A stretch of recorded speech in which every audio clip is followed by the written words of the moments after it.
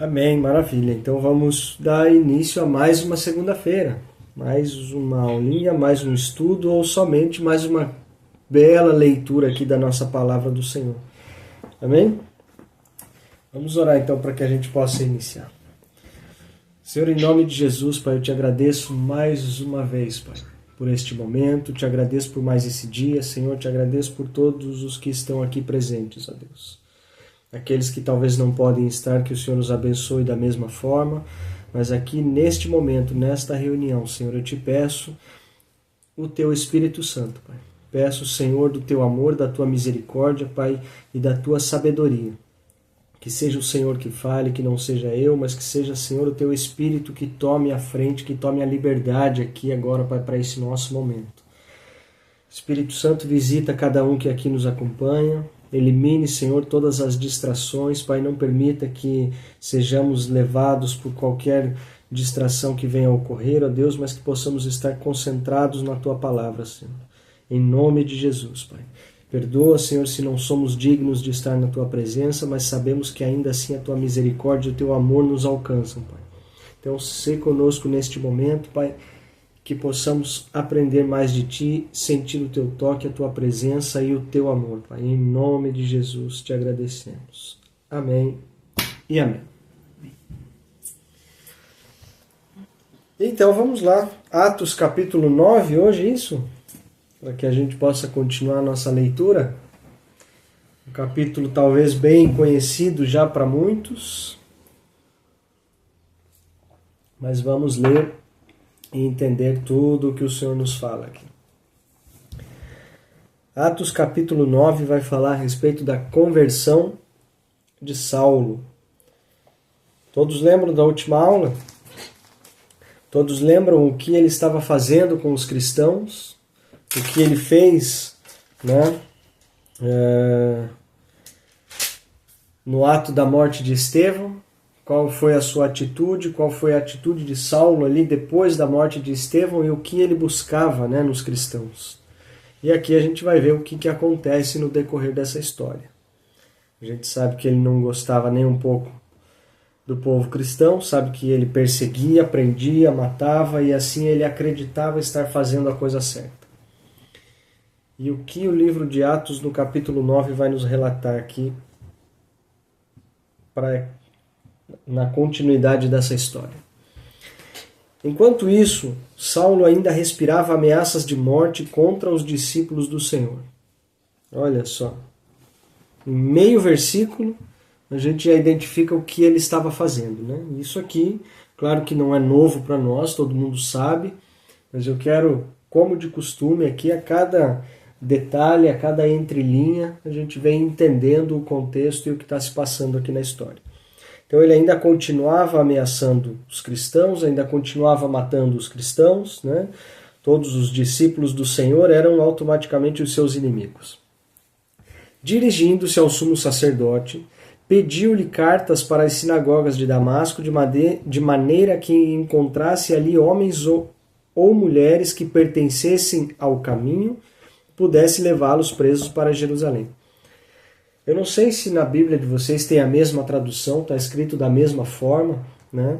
Mas notem que aqui ele pedia as cartas e para que nesse trajeto que ele fosse fazendo ali até as cidades onde ele iria, que ele pudesse encontrar homens ou mulheres que pertencessem ao caminho.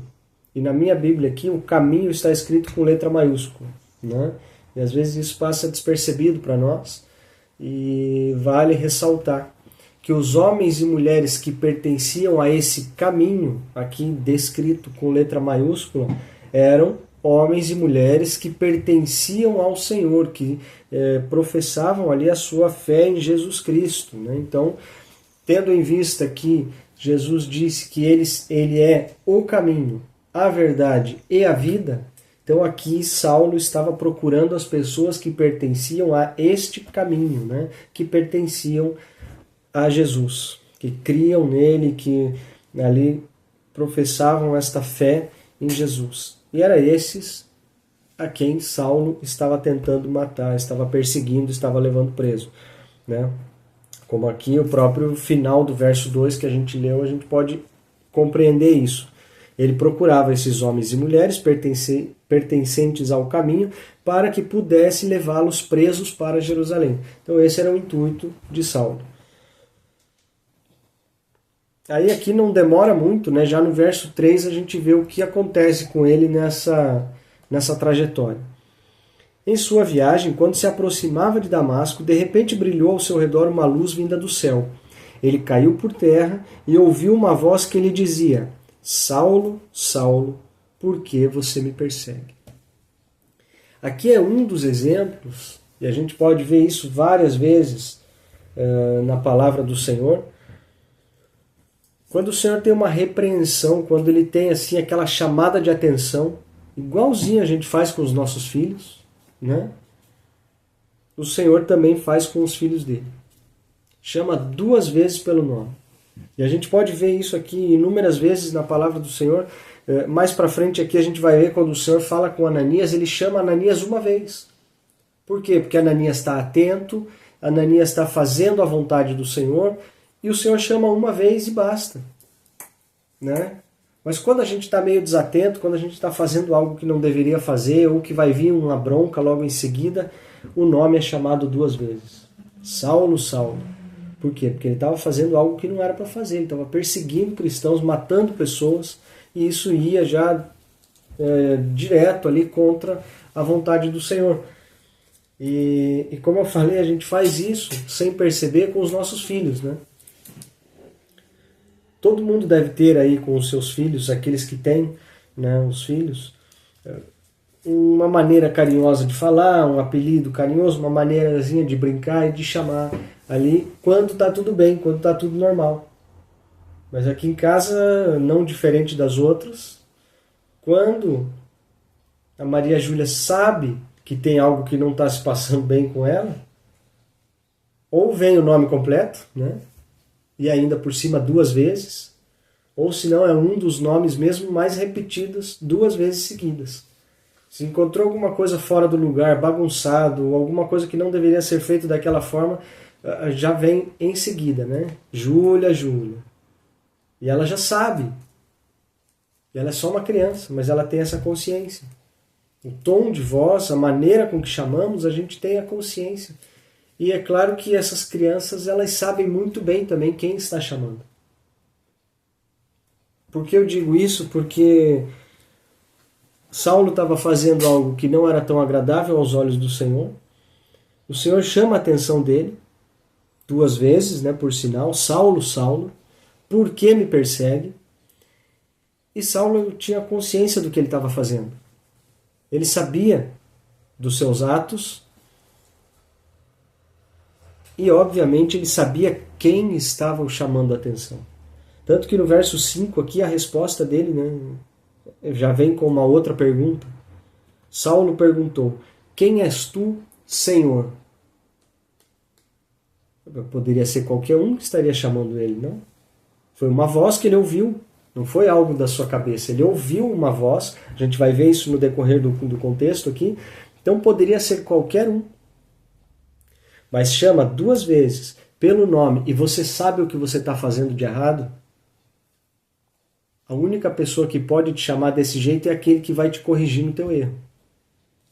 É aquele onde você está realmente tendo a atitude errada para com ele, né? Se eu chamo aqui em casa Maria Júlia, ela não vai olhar para o gato, olhar para o cachorro e perguntar quem está chamando, né? Lógico que são exemplos bobos assim, mas ela não vai olhar para outra pessoa. Ela sabe que sou eu que estou chamando e ela sabe que é de mim que vai vir a correção. Com Saulo não foi diferente. Ele sabe de onde vai vir a correção, ele sabe quem está chamando ele. E ele já responde direto, né? Quem és tu, Senhor? Então, quando a gente está fazendo errado, a gente tem a consciência do erro. Quando a gente está fazendo errado, a gente sabe quem pode nos chamar a atenção e de quem a gente tem medo de ser chamado, né? E assim não foi diferente com Saulo. E aqui o Senhor responde para ele, né? Eu sou Jesus, a quem você persegue. Levante-se, entre na cidade e alguém lhe dirá o que você deve fazer. os homens que viajavam com Saulo pararam emudecidos, ouviram a voz, mas não viam ninguém. Então aqui, como eu falei antes, né, foi uma voz que chamou, num tom audível que todos os outros que estavam com ele também ouviram. Poderia ser qualquer um outro vindo atrás de todos, poderia ser qualquer um outro que vinha de uma direção onde eles não pudessem ver, mas não, todos ouviram a voz e sabiam de onde ela vinha. Então eles ficaram emudecidos, não viam ninguém, todos ficaram ali, acredito eu, com um pouco de medo, né? Sabendo do que estavam fazendo, porque se tinha alguém andando com Saulo, se tinha alguém caminhando na mesma direção que ele, eles estavam no mínimo de acordo, né? Eles estavam no mínimo com a mesma opinião, indo para o mesmo lugar com o mesmo propósito. Porque dois que não andam em acordo, eles não podem ir para o mesmo lugar. Aqui a gente já abre um outro parênteses, já vai para um outro lado, onde a palavra vai nos dizer que num reino dividido, ele não subsiste. Então, é difícil nós, como cristãos, filhos de Deus, aceitarmos e entendermos que dentro da casa do Senhor, dentro do corpo de Cristo, haja tanta divisão como há hoje. Né? Porque é impossível que nós possamos estar falando do mesmo Deus, esperando o mesmo Jesus voltar, para ir para o mesmo céu, se aqui nós estamos tão divididos em opiniões. Tão divididos uns contra os outros, muitas vezes dentro da mesma congregação. Quem dirá se é da outra, né? De uma placa diferente já vira até inimigo. Como que a gente pode chamar isso de reino de Deus? E aqui a gente vê que eles estavam caminhando para a mesma cidade, com o mesmo propósito, né, que era perseguir e matar os cristãos. Então todos aqueles que estavam com Saulo, eles tinham a mesma opinião, e o mesmo lugar e o mesmo propósito. E é claro que quando vem a chamada de atenção para Saulo, todos ficam com medo, todos ficam espantados. Por quê? Porque eles sabem o porquê que a correção vem.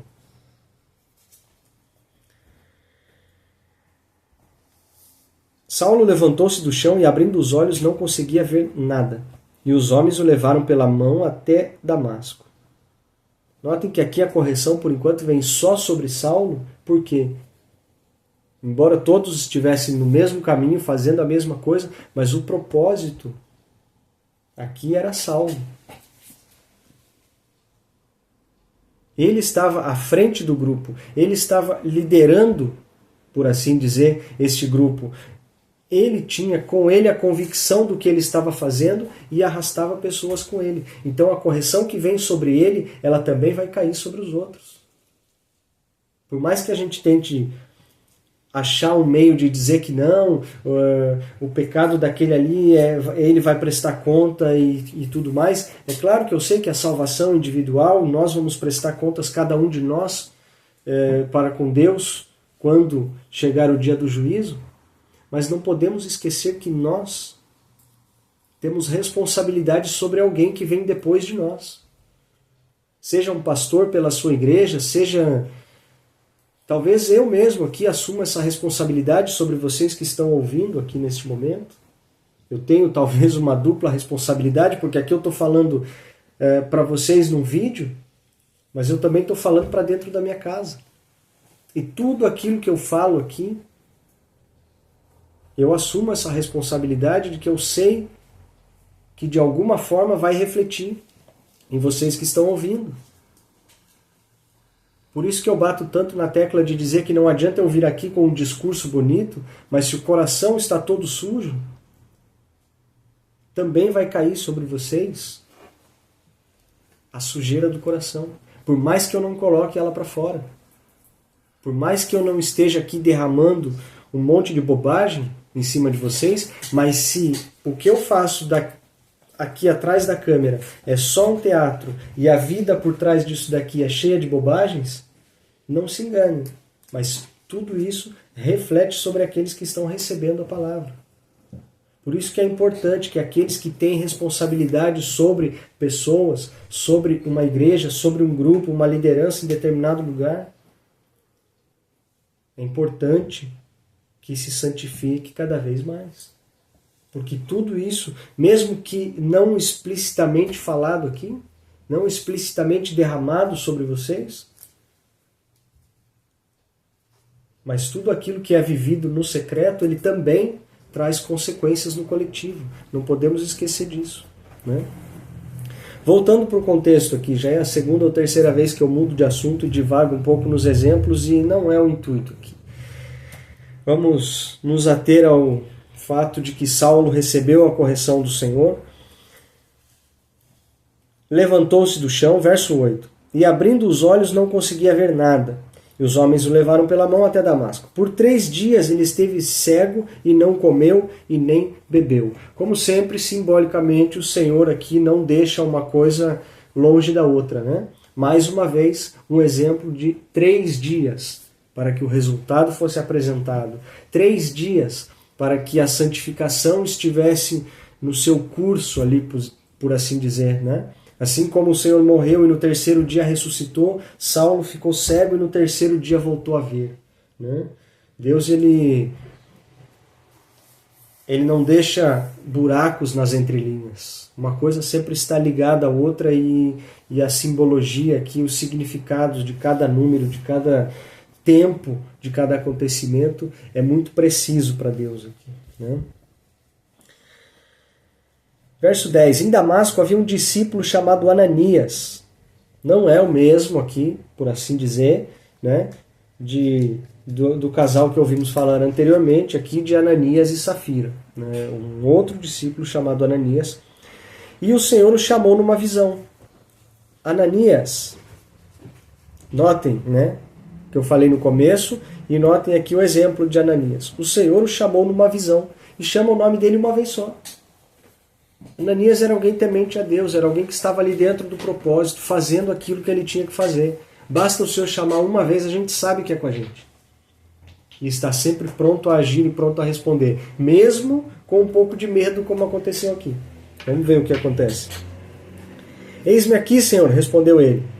Verso 11. O Senhor lhe disse, vá para a casa de Judas, na rua chamada direita, e pergunte por um homem de Tarso chamado Saulo.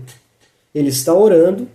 Numa visão, viu um homem chamado Ananias chegar e impor-lhe as mãos para que voltasse a ver. Então notem que aqui o Senhor já dá toda a direção, já diz a Ananias o que vai acontecer, o que é para ele fazer, mas ele também prepara. Ele diz assim, olha, esse Saulo lá eu já falei com ele já estava fazendo assim, assim, assim, ele viu você chegar, então ele está preparado para te receber, né? É diferente quando o Senhor nos manda fazer algo, é diferente quando Ele prepara o caminho e quando nós nos levantamos, às vezes, dizendo, isso é de Deus, aquilo é de Deus, e Deus nem falou nada. Deus não está nem caminhando do teu lado, nem muito menos conversando com você. E às vezes a gente se coloca nesse lugar, né? Imputando essa responsabilidade a Deus, sendo que Ele não nos falou nada. E notem que aqui ele é bem específico com Ananias, assim como foi com Saulo também, né? E o verso 13 diz o quê, né? A resposta de Ananias para o Senhor. Senhor, eu tenho ouvido muita coisa a respeito deste homem e de todo o mal que ele tem feito aos teus santos em Jerusalém. Ele chegou aqui com uma autorização dos chefes dos sacerdotes para prender todos aqueles que invocam o seu nome. Mas o Senhor disse a Ananias, vá, este homem é meu instrumento escolhido para levar o meu nome perante os gentios e seus reis e perante o povo de Israel. Mostrarei a ele o quanto deve sofrer pelo meu nome. Poxa, será que Deus vai me usar um dia? Será que Deus vai falar comigo? Será que eu posso fazer alguma coisa boa para o Senhor? Posso trabalhar na sua obra? Eu não sei muita coisa, eu não conheço nada, não tenho muita experiência. E Saulo, que perseguia o povo de Deus, perseguia os cristãos, matava os cristãos. O Senhor diz para Ananias que Saulo é o seu instrumento.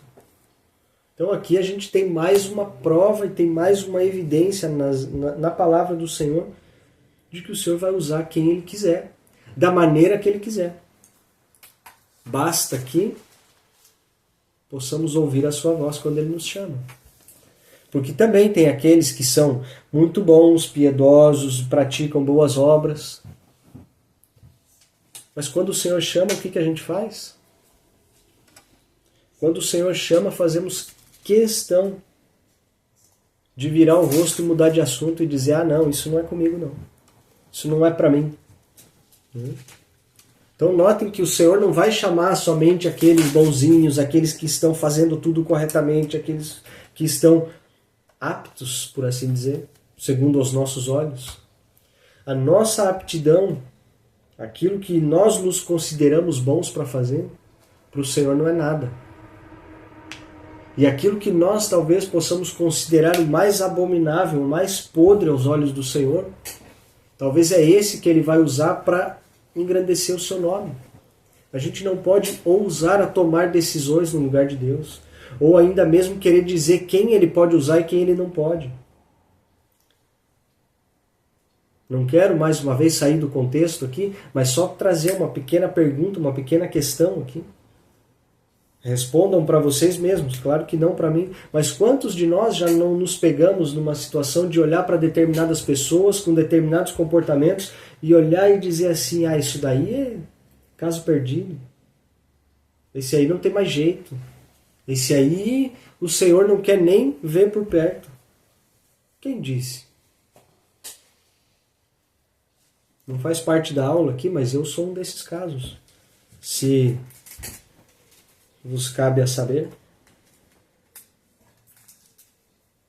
Não fiz tantas coisas quanto Saulo, graças a Deus. Mas talvez tinham pessoas que olhavam para mim e diziam que eu talvez não estaria na posição que eu estou hoje. Não que seja melhor ou pior do que alguém, mas que o Senhor achou por bem resgatar e me colocar aqui hoje para ensinar algo a vocês.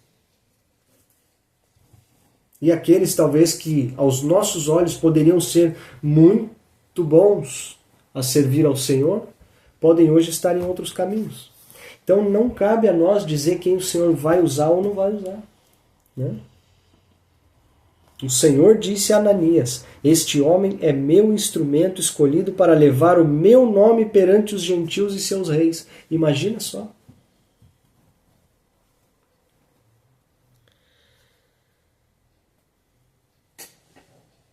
Verso 17. Então Ananias foi, entrou na casa, pôs as mãos sobre Saulo e disse, irmão Saulo, o Senhor Jesus, que lhe apareceu no caminho por onde você vinha, enviou-me para que você volte a ver e seja cheio do Espírito Santo.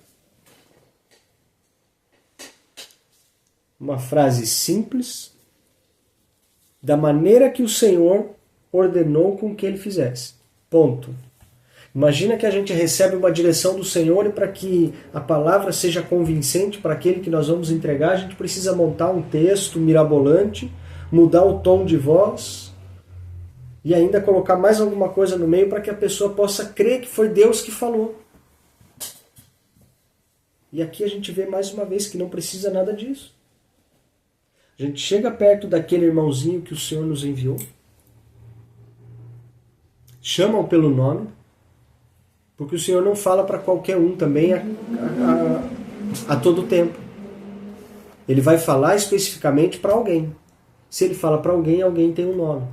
E essa história do nome a gente vai ver aqui, se eu conseguir avançar um pouco o contexto aqui, vai ver o quão importante é. E a gente chama pelo nome, porque o Senhor nos criou, nos deu uma identidade, nos deu um nome. Não pense você que o teu nome foi escolhido por acaso, foi um erro, foi isso, foi aquilo. Não, o Senhor te deu isso. Assim como aquilo que fazemos de certo ou de errado também tem nome. Né? Ah, Senhor, perdoa todos os meus pecados. Uau, que bonitinho. Mas é simples de resolver isso, né? Para essa questão é um pouco mais profunda, porque cada erro que nós fazemos tem um nome também. Cada pecado cometido, cada ato que não deveria ser feito. Por exemplo, Saulo, ele fazia o quê? Ele assassinava. Então ele não pode chegar diante de Deus e falar assim, Senhor, perdoa tudo que eu fiz lá atrás. está tudo certo. Não. Temos que chegar diante de Deus e dar nome àquilo que fazemos para que a gente possa ter a consciência do que não devemos mais fazer. Senhor, me perdoa porque eu matei. Senhor, me perdoa porque eu roubei. Senhor, me perdoa porque isso, aquilo, aquele outro. Cada um sabe do seu ponto fraco, dos seus erros e tudo. Então, não é simplesmente, irmão, eis que te digo. É muito bonito. Só que esse irmão tem um nome. E se você diz por alguém. Você dizer algo para alguém te puxa o crédito, não? Eis que te digo que você isso, aquilo, aquele outro. A palavra não é sua, é do Senhor. Irmão Saulo, o Senhor Jesus, que lhe apareceu no caminho por onde você vinha, enviou-me para que você volte a ver e seja cheio do Espírito Santo. Meu querido irmão, eu estou aqui, sou eu que estou, mas aquele que me enviou tem nome, aquele que me enviou tem um propósito para você. Sou eu que estou fazendo porque eu sou simplesmente o lápis que está escrevendo essa história. Mas o autor desse livro aqui não sou eu. Aquele que vai trazer a cura sobre a tua vida não é a minha mão sobre a sua cabeça. É o Senhor que me mandou vir aqui falar para você, irmão X, Y, Z, e aí damos os nomes. A gente aprende tudo isso aqui na palavra de Deus. Em nenhum momento a glória vai ser nossa, a glória vai ser de fulano, ciclano, beltrano. A todos os que fizeram e trabalharam e operaram milagres aqui, só havia um para quem era dada a glória.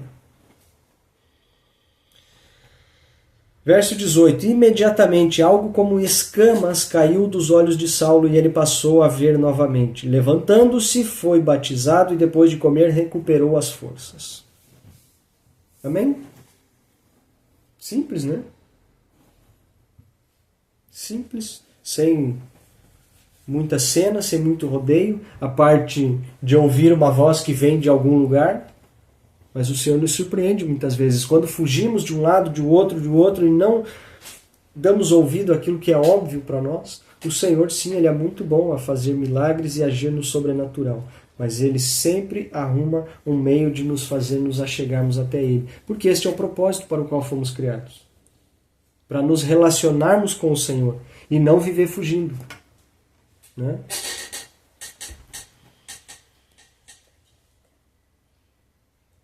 Saulo passou vários dias com os discípulos em Damasco. Logo começou a pregar nas sinagogas que Jesus é o Filho de Deus. Todos os que ouviam ficavam perplexos e perguntavam: não é ele o homem que procurava destruir em Jerusalém aqueles que invocam este nome? E não veio para cá justamente para levá-los presos aos chefes dos sacerdotes? Todavia, Saulo se fortalecia cada vez mais e confundia os judeus que viviam em Damasco, demonstrando que Jesus é o Cristo. Aquilo que a gente faz, aquilo que a gente trilha, o nosso caminho, a nossa direção e as nossas convicções, elas passam a não fazer o menor sentido quando Jesus entra no negócio. Quando há uma mudança da parte do Senhor para um propósito nas nossas vidas, tudo aquilo que a gente tenta planejar, tenta fazer da melhor maneira possível, pode até ser muito bonito e dar muito certo na teoria. Mas se não for a vontade do Senhor, em vão fazemos planos. Em vão tentamos correr contra o vento e não vamos chegar em lugar nenhum.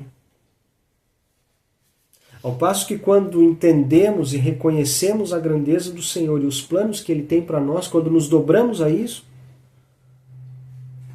as coisas para o mundo passam a não fazer mais sentido, mas nós encontramos o nosso propósito.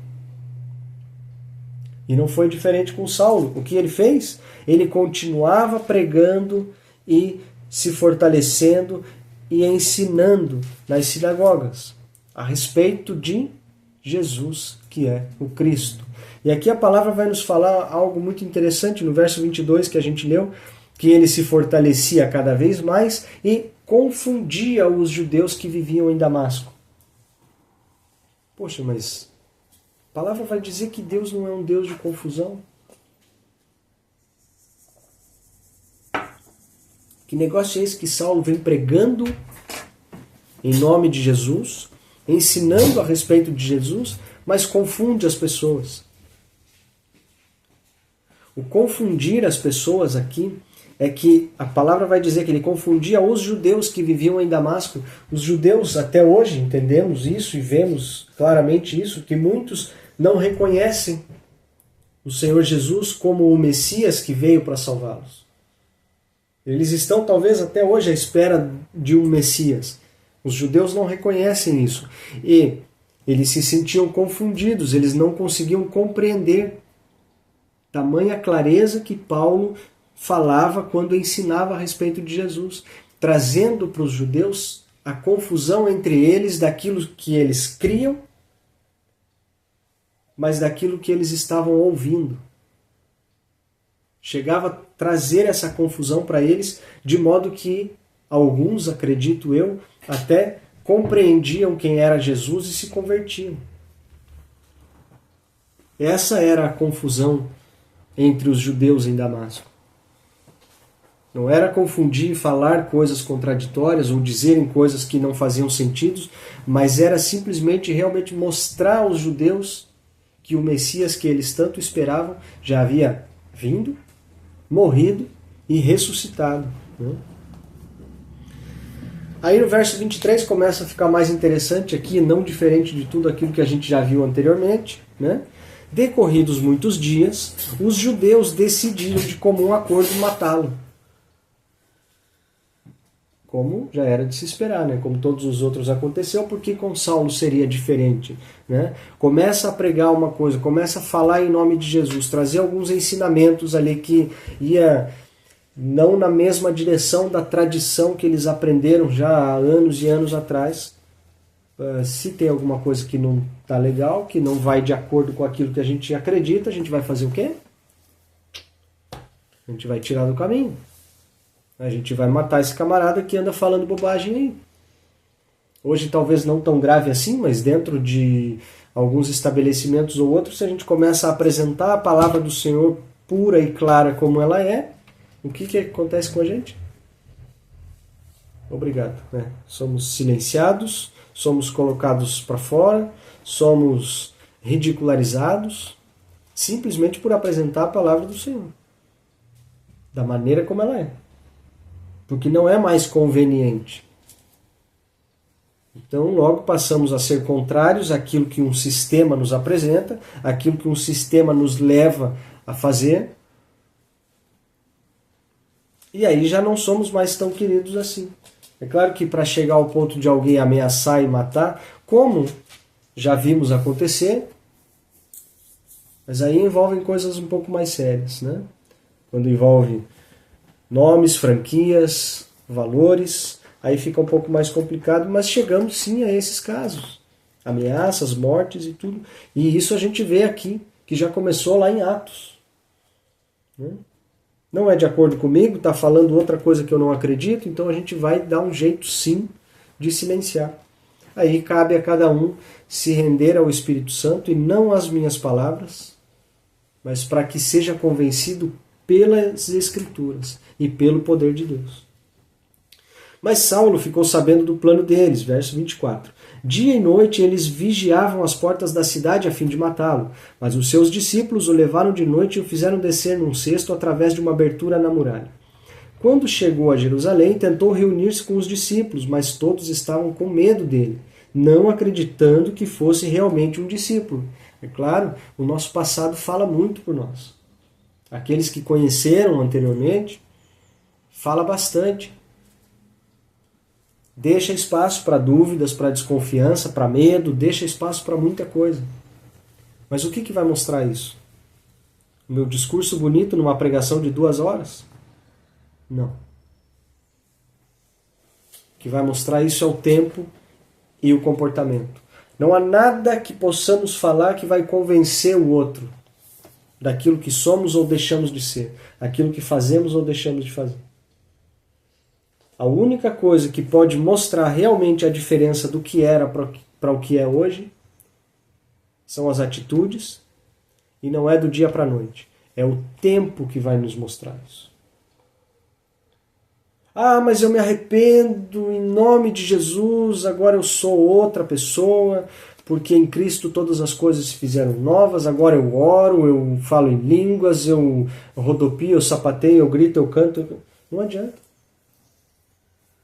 Não resolve, porque não é de um discurso bonito que a gente convence.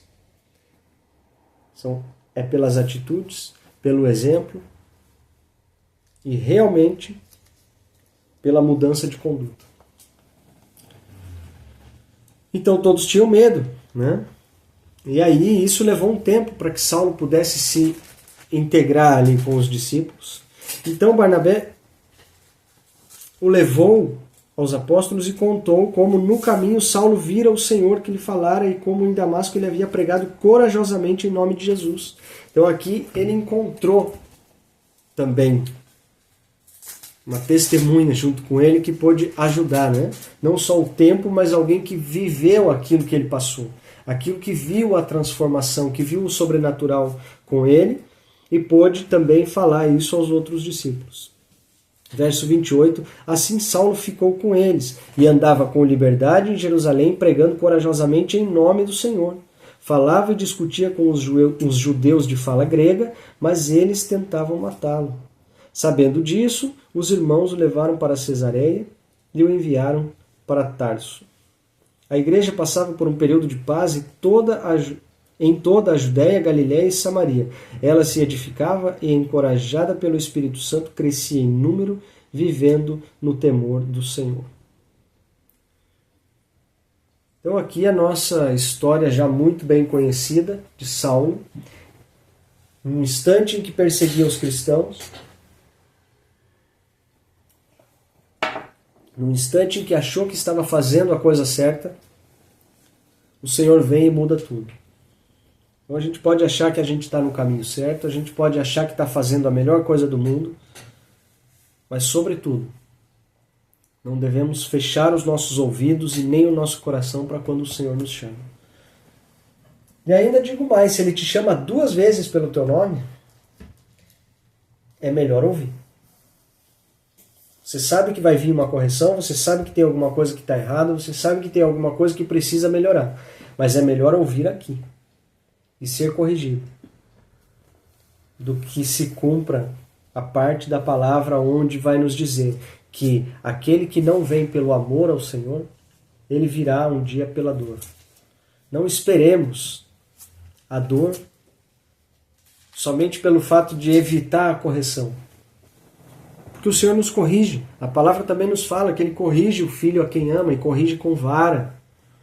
Talvez quando Ele te chama 2 vezes pelo nome, algo não vai soar tão bem para você no início. Mas é melhor que aceitemos a correção do Senhor, por mais dolorosa que ela seja, do que estejamos esperando a dor para nos aproximar dele. Né?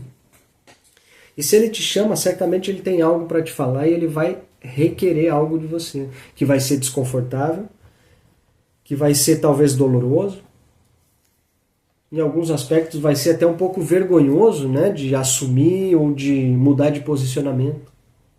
Imagina vocês aqui a situação de Saulo, pedindo orientação, carta, ajuda para todo mundo, para as grandes autoridades ali, para poder ir até Damasco, prender os cristãos. E de um dia para o outro, ou melhor, 3 dias após o contato com o Senhor, ele tem que voltar atrás, não prender mais os cristãos, mas ainda pregar a palavra do Senhor a quem ele perseguia. Imagina só se foi confortável essa mudança de posicionamento. Eu acredito que não. E para nós também não será confortável muitas mudanças que temos que assumir quando o Senhor nos pede. Mas uma vez que nos dispusemos a obedecer o Senhor, quando Ele nos pede, é necessário que façamos. Continuando o verso 32, para que a gente finalize o capítulo 9 ainda hoje. Viajando por toda parte, Pedro foi visitar os santos que viviam em Lida. Ali encontrou um paralítico chamado Enéas, que estava acamado fazia 8 anos. Disse-lhe Pedro: Enéas, Jesus Cristo vai curá-lo. Levante-se e arrume a sua cama. Ele se levantou imediatamente, Todos os que viviam em Lida e Sorona viram e se converteram ao Senhor. Duas coisas aqui. 2 pontos. Que a gente falou agora alguns minutos atrás. Estão lembrados? Pedro foi visitar os santos em Lida. Pedro estava passando, vai a uma cidade, visitar, fazer uma simples visita, né? E encontra um paralítico. E a palavra vai nos dizer que esse paralítico tinha o quê? Além da paralisia, ele tinha um nome. O paralítico chamava Enéas. Acamado fazia 8 anos. O que Pedro disse a ele? A primeira coisa que Pedro diz a ele. Pedro chama pelo nome. O Senhor quer curar, mas ele não quer curar todo mundo de uma vez. O Senhor quer curar Enéas naquele momento. Pedro sabe disso, Pedro está sendo usado para isso, ele está indo naquele local, vai falar com Enéas, e a primeira coisa que ele faz é chamar pelo nome. Ele não fala assim, ei, você aí, o paralítico, você aí da maca, você que está aí no canto jogado. Não, ele tem um nome. Enéas. E logo em seguida, ele anuncia o que será feito. Por quem? Vamos ler de novo? Disse-lhe Pedro, verso 34, Enéas, Jesus Cristo vai curá-lo. Imagina só se funcionaria, né? Não é, lógico que não é um passe de mágica, não é isso, não é a respeito disso, mas para vocês entenderem aqui o exemplo que eu quero dar. Imagina se funcionaria, imagina esse cenário lá, Pedro está passando, daqui a pouco ele olha assim, no canto lá da calçada, jogado, ele fala, ei, você, o paralítico, vem aqui que eu vou te curar. Será que ia funcionar? Será que seria o mesmo contexto? Será que a glória era a mesma? Se a gente não tem consciência daquilo que a gente está fazendo e muitas vezes trazemos a glória para nós mesmos. A gente não dá o nome àquele que é o necessitado. Muitas vezes pode não parecer, mas isso é uma tremenda falta de respeito, né? Porque cada um de nós, o Senhor nos chama por um nome. Então por que eu não posso chamar o meu irmão pelo nome dele? Por que ei, você aí, irmão, fulano, ciclano? Não. Temos um nome, devemos nos direcionar uns aos outros pelo nosso nome. E, sobretudo, quando algo vem da parte do Senhor para esse que vamos entregar, seja uma palavra, uma oração, ou mesmo uma cura e tudo. Ei, fulano, eu tenho que te dizer isso, aquilo, aquele outro. Não. Primeiro você dá o nome e depois aquele que vai fazer a boa obra. Enéas, Jesus Cristo vai curá-lo. Levante-se e arrume a sua cama. Né? E enfim, aqui a gente leu e viu o que se passou. Todos vendo aquilo, sabendo que ele estava paralítico depois de tanto tempo, ali 8 anos como a gente viu, aqueles que viram, creram e se converteram ao Senhor. Em Jope havia uma discípula, verso 36, vamos continuar. Havia uma discípula chamada Tábita, que em grego é Dorcas, que se dedicava a praticar boas obras e dar esmolas. Naqueles dias ela ficou doente e morreu. E o seu corpo foi lavado e colocado num quarto do andar superior. Lida ficava perto de Jope. E quando os discípulos ouviram falar que Pedro estava em Lida, mandaram-lhe 2 homens dizer-lhe, não se demore em vir até nós. Não está escrito, mas eu acredito que os soldados foram lá e chamaram, Pedro, queremos que você vá para lá, tá? Não era simplesmente assim, ei, você, vem cá, tá? Aqui um parênteses, mas não está escrito e eu acredito que foi assim. Pedro foi com eles e quando chegou foi levado para o quarto do andar superior. Todas as viúvas o rodearam, chorando e mostrando-lhe os vestidos e as outras roupas que Dorcas tinha feito quando ainda estava com eles. Pedro mandou que todos saíssem do quarto, depois ajoelhou-se e orou. Voltando-se para a mulher morta, disse, Tábita, levante-se. Em grego era Dorcas, não era? Sim, em grego era. Mas dentro do seu povo, onde ela teve origem, onde ela nasceu, e o nome que o Senhor a concedeu, era Tábita. Pedro não podia chamar de outra coisa. Pedro não deveria chamar de outro nome. Tabita, levante-se. Ela abriu os olhos e, vendo Pedro, sentou-se. Tomando-a pela mão, ajudou-a a pôr-se em pé. Então, chamando os santos e as viúvas, apresentou-a viva. Este fato se tornou conhecido em toda a cidade de Jope, e muitos creram no Senhor.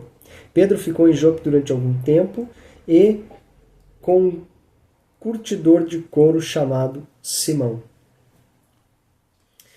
Amém? Claro até aqui? Um contexto simples, um contexto rápido, mas que nos traz um grande ensinamento aqui. Um grande ponto para que nos lembremos dia após dia.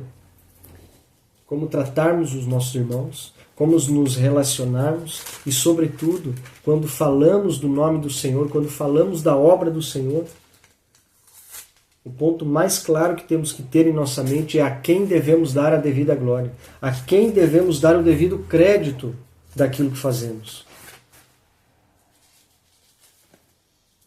Somos somente criaturas do Senhor, passamos a ser chamados filhos de Deus quando cremos no seu Filho que morreu na cruz pelos nossos pecados, quando cremos de todo o nosso coração e o declaramos que Ele é nosso Senhor e Salvador, temos o direito de sermos chamados filhos.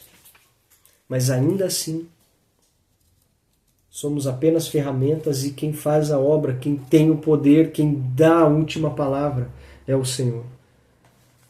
Pequenos contextos aqui, alguns versos que nos fazem lembrar tudo isso.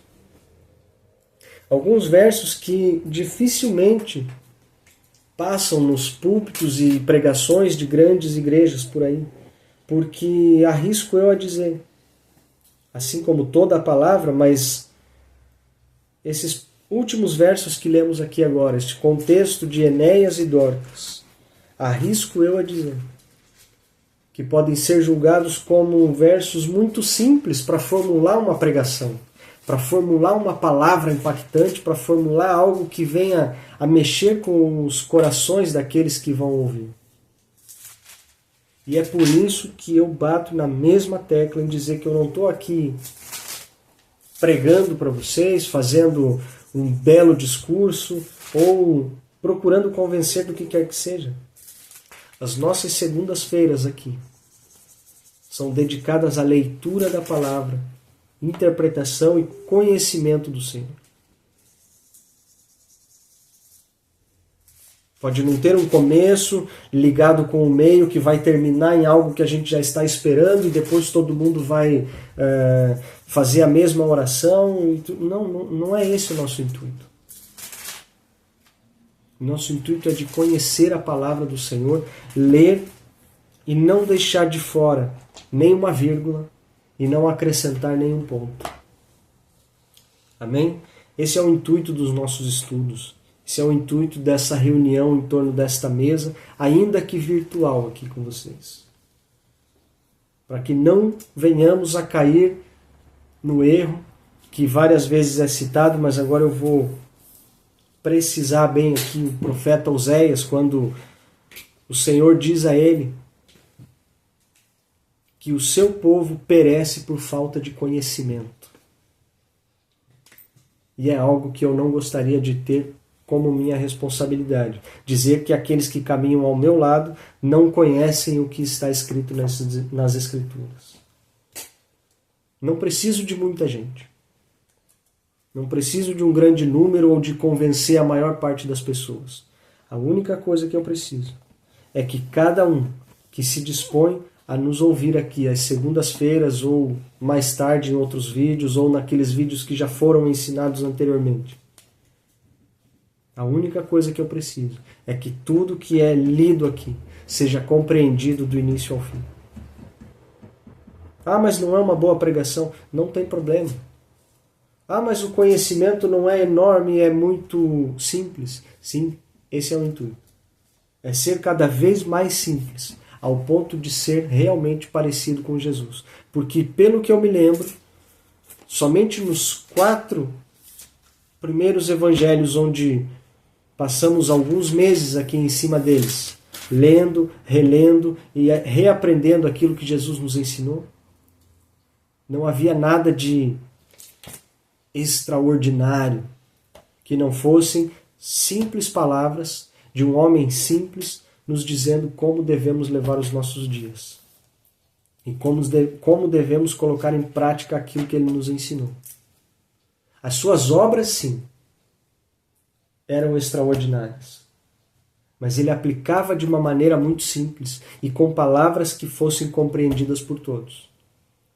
Às vezes, de tão pesadas que eram transformadas em parábolas, para que somente aqueles que estavam do seu lado pudessem compreender, mas ainda assim era de fácil compreensão. Então eu não preciso vir aqui com palavras difíceis, com discursos longos, muito bem amarrados um lado no outro para convencer ninguém de nada ao final da aula. Não é esse o intuito. É somente que possamos ler e compreender do início ao fim quem é o Senhor Jesus e quem devemos ser para Ele. E isso é tudo. Não vou entrar no capítulo 10, não vou entrar em outro contexto, porque o nosso tempo já vai se aproximando do fim. E como o Senhor fez durante 3 anos, aqui também é o nosso intuito, de fazer igual. Um pouquinho de cada vez, para que a gente possa aplicar um pouquinho de cada vez no nosso dia a dia. Se a gente ouve tudo de uma vez, a gente não vai assimilar tudo, não vai jamais conseguir aplicar tudo no dia seguinte. Então a gente aprende um pouquinho no dia, aprende um pouquinho no outro, e assim a gente vai crescendo juntos. E eu gostaria também muito de aprender com vocês aqui a cada dia que passa. Logo, logo, acho que seria interessante que a gente pudesse compartilhar um pouco mais dessa leitura e talvez, por que não, dentro das aulas, a interpretação de cada um com as leituras. Porque eu ler, falar, interpretar, talvez não seja o mesmo ponto de vista que vocês têm ou que já tiveram nos ensinos passados. Por que não a gente comece a discutir de uma forma diferente e comece a crescer juntos aqui? Pois o Senhor pode claramente falar com todos nós. Amém? Quero agradecer mais uma vez a presença de todos, agradecer a participação e o tempo de cada um. E quero pedir que o Senhor esteja neste tempo, nessa semana, trabalhando no coração de cada um de nós. Que o Senhor possa estar nos livrando de toda a tentação do inimigo, que o Senhor possa estar nos livrando de toda a armadilha e toda a cilada que o inimigo tenta nos colocar no caminho. Senhor, em nome de Jesus, Pai, não permita que sejamos enganados, Pai, pelas astúcias do inimigo. De forma alguma, Pai, não permita que venhamos a nos distrair, Pai, com aquilo que o mundo nos oferece. Não permita, Pai, que venhamos deixar a passar despercebido, Pai, cada milagre que o Senhor permite na nossa vida, dia após dia. Às vezes de tão simples e tão pequenos, deixamos passar, não percebemos, mas esquecemos do tamanho valor que isso tem para nós. São nas pequenas atitudes que podemos ver e notar o Teu amor, Senhor, sobre as nossas vidas.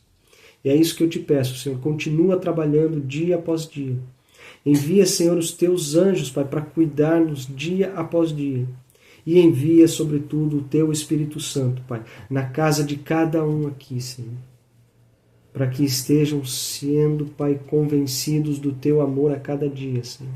Para que estejam sendo convencidos, Pai, da Tua misericórdia, da Tua bondade, Senhor, a cada dia.